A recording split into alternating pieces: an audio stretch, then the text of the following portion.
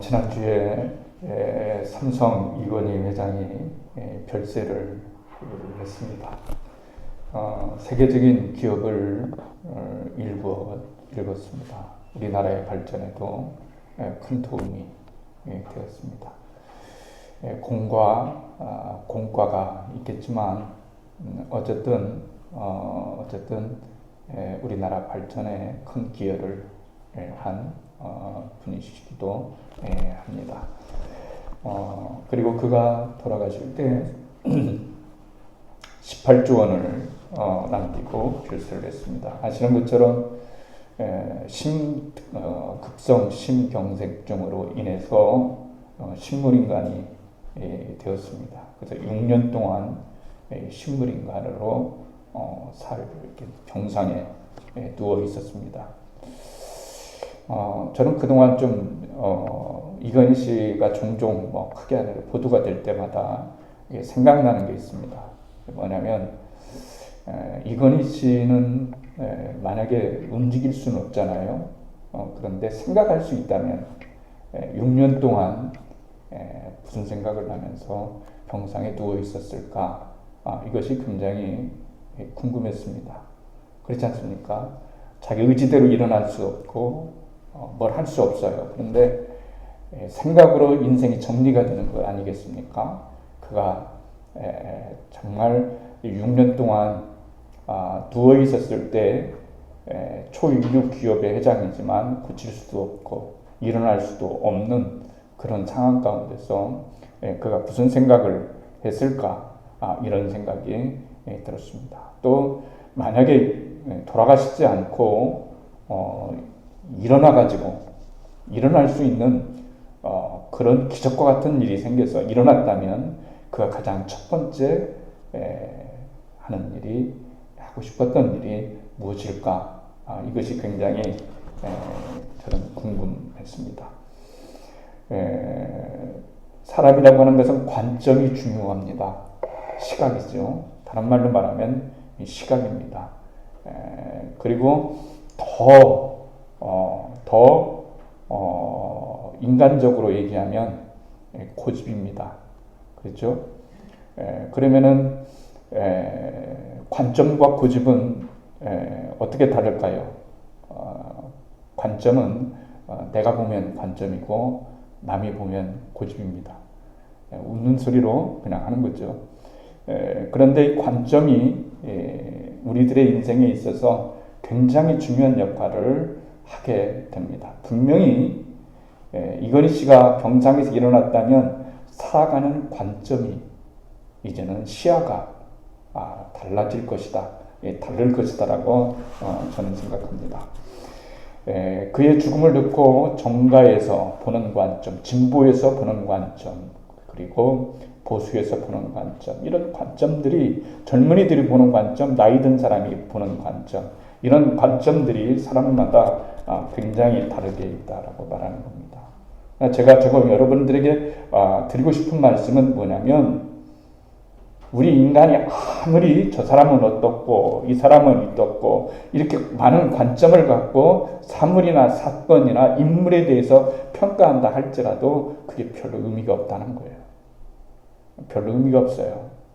진정한 평가는 우리가 죽고 난 다음에 하나님 앞에 섰을 때 하나님이 나를 어떻게 생각하시느냐, 하나님이 나를 어떻게 보시느냐, 내 인생을 어떻게 평가해 주시느냐 하는 것이 진정으로 모든 것을 갈라놓는 것이라고 말할 수가 있습니다. 그렇기 때문에 관점은 굉장히 중요합니다. 매사의 성공과 매사의 돈의 관점을 보고 나면은 어떻게 되는 걸까요? 부유자와 가난한 자, 성공한 자, 실패한 자로 남게 됩니다. 오늘 그 관점으로 이 관점에 대해서 얘기하는데, 오늘 읽었던 다니엘 1장 1절과 2절은 관점이 얼마나 중요한가라고 하는, 시각이 얼마나 중요한가 하는 것을 우리들에게 말씀을 해주고 있습니다. 본문을 이해하기 위해서는 역사적인 약간의 지식이 좀 필요합니다. 역사적인 지식이 약간 필요한데요. 아시는 것처럼 통일왕국은 이제 솔로몬이 죽고 난 다음에 갈라지게 됩니다. 그래서 남쪽과 북쪽이 갈라지게 되어지고 남쪽에서는 르호보암이 솔로몬의 아들 르호보암이 유다 족속을 중심으로 베냐민 지파와 함께 한 나라를 이루었고요. 나머지 10지파는 떨어져 나가서 또 하나의 국가를 이루는데 여로보암을 통해서 북이스라엘이라고 하는 나라가 존재하게 됩니다. 그러니까 이스라엘은 이제 두 개의 나라가 존재하게 되었다라고 하는 거죠. 그런데 722년에 아수르에 의해서 그때 당시에 절대 강자였던 아수르에 의해서 이 북쪽 이스라엘이 멸망을 하게 되는 거예요. 멸망을 하게 됩니다. 그리고 난 다음에 시간이 지나서 586년에 누가 망하게 되냐면 남쪽의 유다가 바벨론에 의해서 멸망을 하는 것이 역사적 사실이고 여러분 진실입니다. 그런데 우리가 여기서 알아야 될 것은 그런 겁니다. 뭐냐면은 이 짧은 한마디에 굉장히 의미가 담겨져 있는데요. 가나안 땅을 젖과 꿀이 흐르는 땅이다라고 이렇게 말을 합니다. 젖과 꿀이 흐르는 땅 이렇게 말합니다. 그런데 지리적으로 보면은 최악의 상황이에요. 지리적으로 보면 최악의 상황입니다. 그래서 서쪽에는 블레셋이 자리 잡고 있고요. 그리고 동쪽에는 모압이 자리 잡고 있고, 그리고 남쪽에는 애굽이 자리 잡고 있고, 북쪽에는 아수르가 자리 잡고 있습니다. 그러니까 동서남북으로 꼼짝달싹을 못하는 거예요. 그런데 그 땅을 하나님이 주셨다라고 하는 거예요. 우리가 생각할 때는 적도주 먹고 뭐 정말 평안하게 살 수 있는 그런 지리적 요건이었으면 좋은데 동서남북으로 동서로 북쪽과 남쪽으로 이렇게 적들이 강국들이 있기 때문에 꼼짝달싹을 할 수가 없었던 거예요. 여기에 신앙적 의미가 있는 겁니다. 아까 시각이라고 그랬잖아요. 우리는 신앙적 시각으로 어떤 것을 바라보게 되는 겁니다.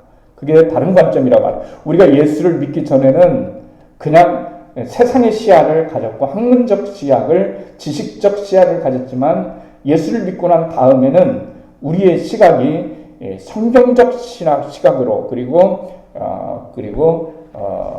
신앙적 시각으로 바꾸게 됩니다. 그러면 이게 무슨 신앙적 의미가 있느냐? 이런 환경에서의 신앙적 의미는 무엇이냐면은 하나님께서 이스라엘 백성으로 하여금 그들의 성망성쇠를 쥐고 계신 것이지 동서남북에 있는 그 나라와 결탁한다든지 그 나라를 의지한다든지 그렇잖아요. 사람이 약하면 어떤 생각, 의지하고 싶은 마음이 되는 거예요. 당당하지 못하면 자꾸 사람을 의지하게 되어지고 인간적인 것이 방법이 생각나지고 이러는 거예요. 그러나 성경은 우리들에게 너희들이 의지해야 될 것은 인간적인 어떤 사람이나 나라와 국가가 아니라 나 여호와를 믿으면 너희들이 젖과 꿀이 흐르는 땅에서 살 것이라는 거예요. 똑같은 조건과 환경인데 하나님을 의지하면 젖과 꿀이 흐르는 땅이 되는 것이고, 그리고 하나님을 의지하지 않고 주변 강대국을 이루면은 어떻게 되는 걸까요? 위험한 척박한, 아주 위험한 척박한 땅이 된다는 거예요. 우리 인생도 마찬가지예요. 우리가 인생을 살아가다 보면은 동서남북으로 어려움이 처할 때가 있어요. 사방에 적들이 깔려 있을 수가 있죠. 그때 하나님을 바라보는지 아니면 인간적으로 인간을 의지하는지에 따라서 중요한 사실은 하나님을 의지하며 살아가는 것이 굉장히 중요하다는 것을 우리들에게 말씀을 해주고 있어요. 그런데 이 성경은 다니엘은 무엇에서부터 시작하냐면은 유다왕 여호야김이 다스린 지 3년 되던 때에 이렇게부터 시작합니다. 다니엘이 여호야김이라고 왕이 다스렸어요. 나라를. 몇 년 동안 다스리냐면 즉위에 오른 지 한 3년 정도 됐을 때 어떤 일이 일어났냐면 하나님께서 예언자들을 통해서 예언하신 말씀처럼 이스라엘 유다가 이제 지금 바벨론이라고 하는 신흥 강국, 거대한 이 신흥 강국에 의해서 이제 둘러싸여 있고 바벨론은 다스리는 것이 굉장히 악했습니다. 굉장히 악했어요. 정복을 하면 정복한 나라에 대해서 인정사정 봐주지 않습니다. 그런데 바벨론을 멸망시켰던 페르시아는 지혜가 좀 있었어요. 그래서 바벨론에 답습을 하지 않으려고 노력을 했습니다. 그리고 더 악한 국가는 아시리아였습니다. 이렇게 굉장히 강한 이 나라들이 이제 바뀌고 다시 등장하고 지고 뜨고 이런 가운데서 바로 여호야김이라고 하는 이 왕이 유다를 다스린 지 3년 만에 바벨론에 의해서 포로가 되었다. 포위가 되었다는 거죠. 이제는 운명이 점점 끝나가는 그런 시기에 다가왔다라고 하는 것을 우리들에게 말씀을 해주고 있는 거예요. 여호야김의 아버지는 요시야입니다. 아버지와 아들이 그렇게 다를 수가 있어요. 요시야는 굉장한 사람입니다. 그를 평가할 때 성경은 이 왕에 대해서 평가하고 사람에 대해서 평가하는 구절이 많은데 이 요시야 왕에 대해서 엄청난 평가를 해줘요. 그는 마음을 다하고 성품을 다하고 힘을 다해서 하나님의 율법을 바로 세웠으며 하나님을 섬겼으며 전에도 이런 왕이 없었고 앞으로도 이런 왕이 없을 것이라고 이렇게 평가를 해주는 것이 여호야김의 오늘 등장한 이 본문에 등장하는 여호야김의 아버지였어요. 아버지였다는 말이에요. 그래서 이 요시야 왕이 했던 것 중에 가장 중요한 건 뭐냐면 종교 신앙개혁이었어요. 그때는 우상을 섬기는 혼합주의, 산당, 이런 거, 점치는 것, 우상을 섬기는 것, 이런 거 하나님이 정말로 싫어하는 것들을 이스라엘이 자행하고 있었을 때 요시야라고 하는 왕이 나타나서 이것을 다 정리해버렸어요. 이건 다 정리해버렸습니다. 그래서 하나님의 신앙으로 다시 세우게 된 거예요. 그런데 문제가 있는 거죠. 뭐냐면은 이제 애굽이 아수르와 함께 결탁을 해서 신흥 바벨론을 견제하기 위해서 애굽이 바벨론을 이제 싸우기 위해서 이 이스라엘을 유다를 지나가는 그 길목에 있을 때 이 아버지 요시야 왕이 이제 이 애굽 왕을 막기 위해서 지나가는 이 왕을 애굽의 왕을 막기 위해서 이제 전쟁에 참여하게 되는 거예요. 그러면 우리가 인간적으로 생각하면 이런 거지 않습니까? 지난번에도 생각해봤지만은 하나님을 잘 믿어요. 하나님을 잘 섬겨요. 그러면은 정말로 해를 당하지도 않고 그래야 되지 않겠어요? 요시야 왕이 전투에 참여했으면 당연히 우리의 생각에서는 뭐냐면 이런 왕이 여기서 죽으면 안 되죠. 그런데 전투에서 그만 애굽 왕에게 패해서 전사를 하게 됩니다. 이건 충격적이었어요. 굉장히 충격적입니다. 그러고 난 다음에 이제 애굽이 유다를 이겼기 때문에 요시야 왕을 죽였기 때문에 이제 내정 간섭을 할 수가 있는 거죠. 그래서 이 왕을 다시 아들 중에서 하나 세웠는데 그 아들의 이름이 여호야김인 거예요. 그러니까 이 본문에 나타난 여호야김은 누구에 의해서 왕이 되었냐면 애굽에 의해서 왕이 된 사람이에요. 그러니까 왕이지만은 주권을 가진 왕이 아니고 주권을 가진 왕이 아니고 애굽이 하라는 대로 해야만 되는 그런 꼭두각시의 그런 왕이었던 거예요. 그러니까 여호야김에 있어서 우리가 인간적으로 생각해보면 그런 거예요.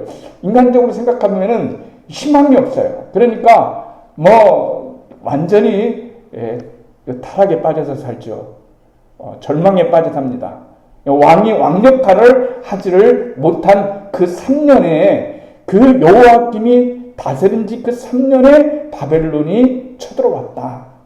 바벨론이 성을 에워쌌다라는 그런 얘기로 이 다니엘이 시작을 하게 되는 거예요. 그러니까 오늘 이 본문에서 우리들에게 말씀해 주시는 것은 뭐냐면 여호야김이 여호야김이 어떤 인물이 있느냐? 그의 아버지가 요시야 왕이었는데 요시야 왕은 모든 사람들이 우러러보는 그런 왕이었고 하나님이 인정해주는 왕이었는데 그의 아버지가 전사를 하는 거예요. 이게 굉장히 충격적인 거죠. 그러면은 어떤 현상이 일어날까요? 신앙에 대한 반감이 일어나는 거예요. 왜 아버지가 죽는 거야? 왜 우리 아버지가 그렇게 죽어야 되지? 그리고 왜 전쟁에 패해야 되지? 이런 인간적인 생각이 나게 되는 거죠. 그렇죠. 어떤 유명한 목사님이 그랬지 않습니까? 유명하니까 필명으로도 나쁜 얘기는 아니니까요. 이찬수 목사님의 아버지가 평생 개척교회를 하셨어요. 평생 개척교회를 하셨습니다. 그래서 너무 힘드니까 40일 금식기도로 들어가셨어요. 그래서 40일 금식기도 하다가 그만 돌아가셨어요. 그러니까 이 어린 아이들에게 너무 상처가 된 거예요. 하나님 정말 계시느냐? 이제 그랬죠. 그래서 미국에 가가지고 유학하면서 거기서 많은 일들을 경험하면서 신앙을 다시 되찾아요. 그리고 오늘날 어쨌든 훌륭한 목사님으로 사역을 하고 계시지 않겠습니까? 그렇기 때문에 우리 인간적으로 신앙생활을 하다 보면 돌발 사건들이 일어나는 거예요. 왜 나는 그렇게 기도를 하는데, 왜 나는 그렇게 열심히 사는데 왜 나에게 이런 일들이 일어날까라고 이런 의문을 품게 되는 거예요. 그러니까 여호야김에게는 나름대로의 악한 왕이었지만 성경은 이 여호야김을 악한 왕으로 평가를 하고 있는데 악한 왕이었긴 하지만 인간적으로 돌아다 보면 좀 추근할 수가 있어요. 아버지의 죽음에 대한 충격. 이것을 흡수할 수 있는 그런 신앙적 기반이 닦아졌어야 되는데 여호야김에게는 그런 신앙적 기반이 없었기 때문에 그런 충격을 흡수하지 못하고 오히려 아버지의 죽음과 그리고 애굽에 꼭두각시 노릇을 해야만 되어지는 그런 인생사가 그의 아픈 이 현실에 담겨져 있는데 설상가상으로 어떤 일이 일어나게 되냐면은 바로 바벨론이 이 다스린 지 3년 만에 이 유다를 공격하게 되었단 말이죠. 이게 굉장히 우리가 생각해 봐야 될 중요한 일들 중에 하나라고 말을 할 수가 있습니다. 그러면서 오늘 뭐라고 말씀하셨냐면, 자, 이렇게 얘기합니다. 바벨론 왕 느부갓네살이 예루살렘에 이르러 성을 에워싸니 그랬어요. 누가 이길 것이냐? 에워쌌으면 이제 전쟁이 일어난다는 얘기죠. 그러면은 모든 분석가는 이건 분석 하나 만화예요. 이제 조금만 되면은 트럼프가 이길 것이냐, 바이든이 이길 것이냐에 따라서 여러분 굉장히 촉각을 세우는 거예요. 우리나라는 계속 계산을 분석을 해야 돼요. 이제 바이든이 이겼을 경우와 그 다음에 지금에 있는 대통령이 이제 이길 것인가 라고 하는 이런 것을 생각하면서 우리나라에 누가 더 유익할 것인가, 트럼프가 재선되었을 때 우리나라에 미치는 영향, 경제적인 영향, 정치적인 영향, 바이든이 됐을 때 정치적인 영향, 이런 것들을 누가 합니까? 분석가들이 분석해서 내놓는 거죠. 그렇죠? 항상 정세 분석가들이 있는 겁니다. 이 당시에도 정세 분석가들이 없는 게 아니에요. 정세 분석가들이 있어요. 그러니까 지금 이 성경이 그 시야를 지금 바꿔주려고 노력을 하는 거예요. 이게 무슨 그냐면 에워쌌더니 그랬기 때문에 이 전쟁은 누가 이기게 되었냐면 모든 분석가들은 반드시 이 바벨론이 이건 게임이 되지 않는 싸움이에요. 이건 하나만한 싸움이다라고 하는 거예요. 그런데 이 고대의 전쟁에서 우리가 알아야 될 것은 뭐냐면 전쟁에서 중요한 것은 바로 그들이 믿는 신이었어요. 어떤 신을 믿느냐, 그 나라가 어떤 신을 믿느냐에 따라서 그 신이 승리했다라고 말을 하는 거예요. 그러니까 분석가들은 분석하게 되는 거예요. 여호와는 참신이 아니다. 여호와는 전능하신 신이 아니다. 여호와가 최고의 신이 유일한 신이 아니다. 왜냐하면 그들이 믿는 이스라엘 백성들, 유다들이 저렇게 망하는 것을 보면 하나님이 힘이 없는 것이, 여호와 하나님이 힘이 없는 것이 사실이다 라고 이렇게 규정짓고 분석을 이렇게 내놓는 거예요. 그럴 때 여기서 뭐라고 얘기냐면 이렇게 얘기합니다. 자, 여기서 2절이 굉장히 중요한 거예요. 그런데 이 생각을 뒤바꿔 놓는 거예요. 관점을, 시야를 뒤바꿔 놓은 거예요. 뭐라고 뒤바꿔 놓냐면 주께서 그랬습니다.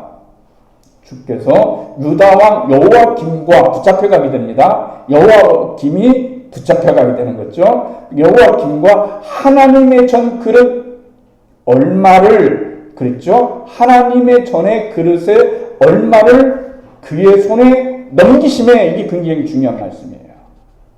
손에 넘기셨다. 여러분 빼앗기는 것과 주는 것과는 전혀 다르죠. 힘이 없을 때는 빼앗기는 거예요. 빼앗기면 뺏어가면 빼앗기는 거였죠. 그런데 주는 것은 큰 힘이 있는 사람이라 할지라도 약한 힘을 가지고 있는 사람에게 여러분 줄 수가 있는 거예요. 그러니까 이 성경이 말하고자 하는 것은 뭐냐면은 다니엘에서 시작하자마자 말하는 것은 뭐냐면 역사의 관점을 보면서 이스라엘 백성들이 멸망하고 그리고 신전 집기들이 왜 여기서 그릇이라고 말을 했을까라고 하는 거죠. 자, 다른 모든 종교는 신상이 있는 거예요. 다 신상이 있습니다. 신상이 있는데 여호와 신앙은 신상이 없어요. 왜 그러겠습니까? 율법에 어떤 내 신상을 만들지 마라. 이렇게 말했기 때문에 하나님의 전에는 신상이 없는 거예요. 그 대신 뭐가 있겠습니까? 거룩한 집기들이 있는 거예요. 제사를 드리기 위해서 쓰는 집기들이 있는데 그 그릇 일부를 대신 가져가게 된 거예요. 그래서 어떻게 했습니까? 가지고 가서 신할 땅 자기 신들의 신전에 가져다가 그 신들의 보물창고에 두었더라. 바벨론이 이제 나라를 정복할 때마다 그 나라의 신을 빼앗아 옵니다.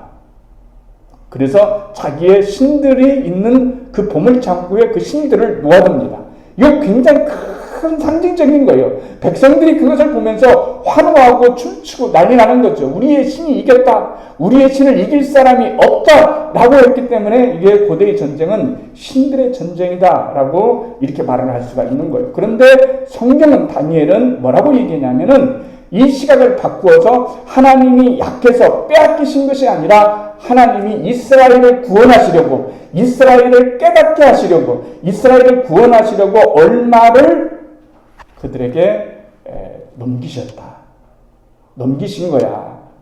지금 우리들에게 그렇게 말씀하시는 거예요. 하나님이 없어서 하나님이 능력이 없어서 이렇게 진 것이 아니고 오히려 자기 백성들이 그 우상 섬기는 것에 대해서 그리고 그 많은 적 가운데 돌아오지 않기 때문에 얼마를 하나님께서 전부를 넘기신 것이 아니고 얼마를 넘기셨다라고 하는 것이 바로 오늘 이 본문이 우리들에게 말씀해 주시는 겁니다.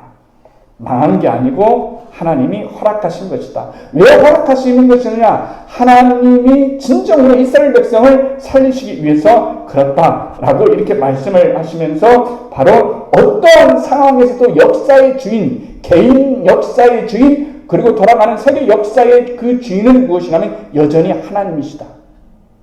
그 얘기를 하시는 거예요.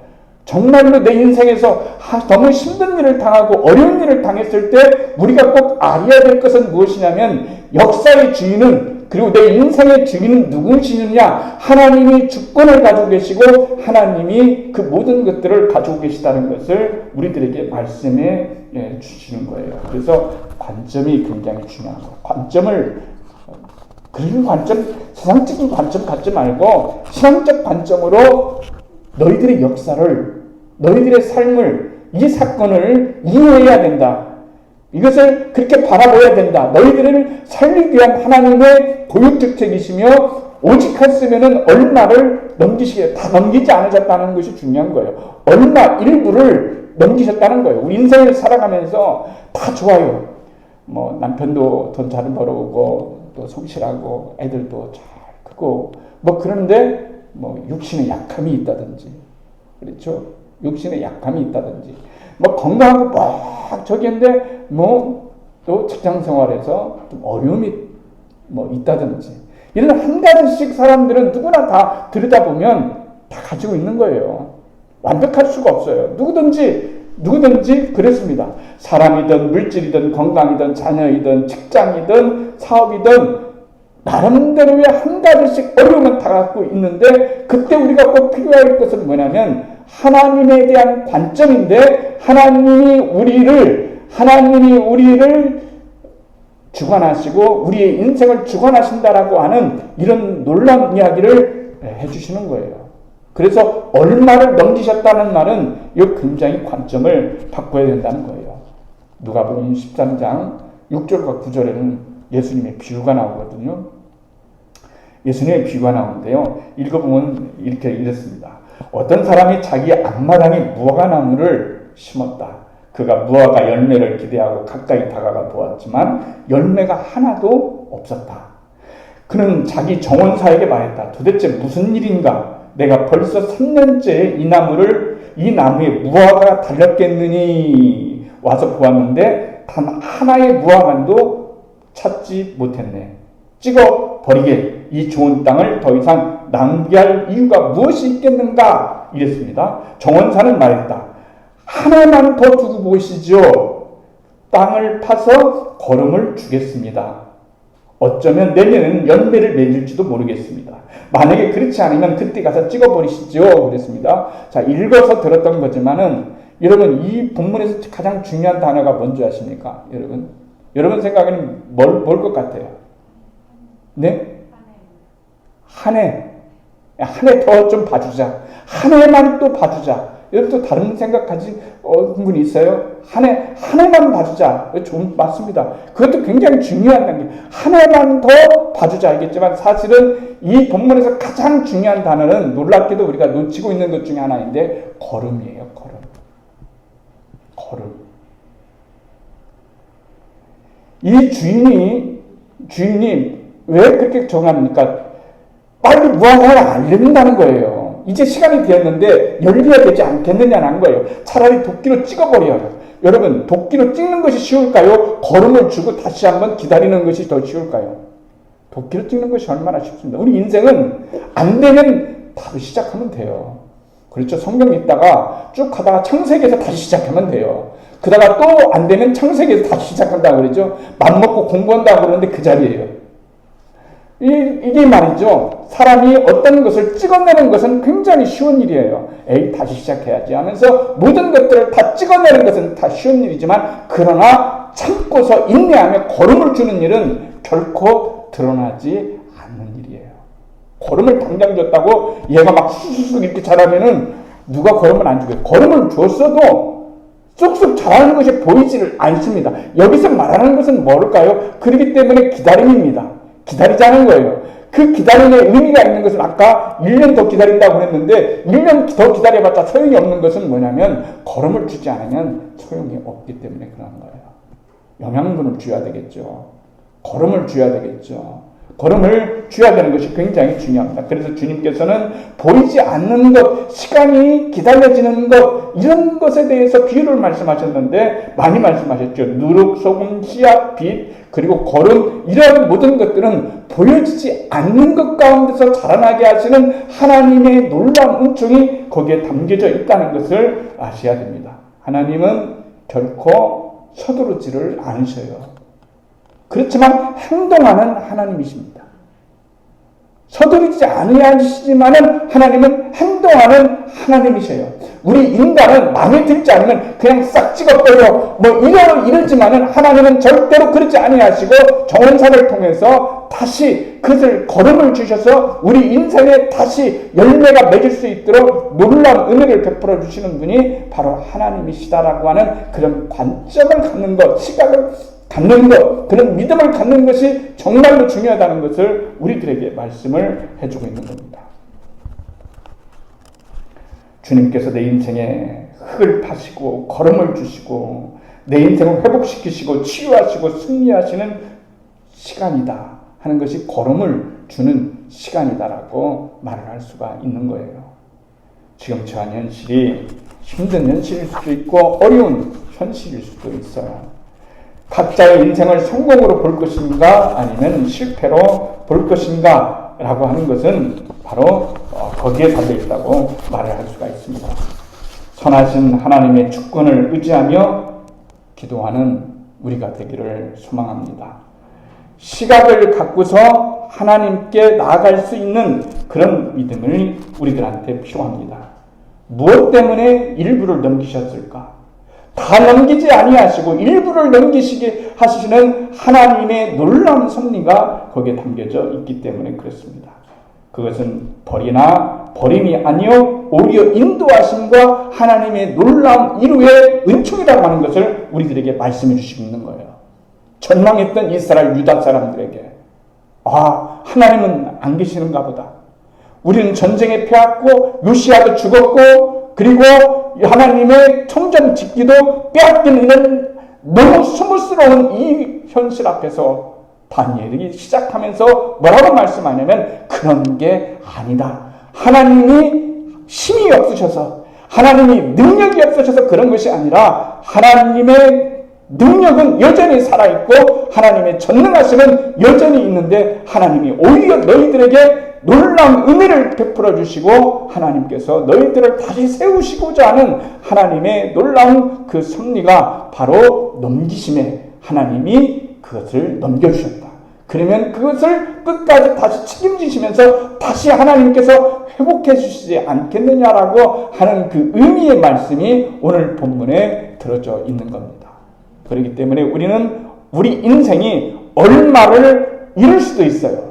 얼마를 고통스럽게 고통 가운데 있을 수가 있어요. 얼마를 우리가 참으로 힘든 시간을 보낼 수가 있어요. 그렇지만 하나님께서 그것을 회복시키시고 하나님께서 다시 그것을 치유하시고 하나님께서 그것을 다시 은혜를 입혀주신다는 말씀을 기억하면서 오늘 이 말씀이 우리 살아가는 모두에게 희망이 되어지고 능력이 되어지는 그런 말씀이 되기를 주의 이름으로 축원을 드리겠습니다.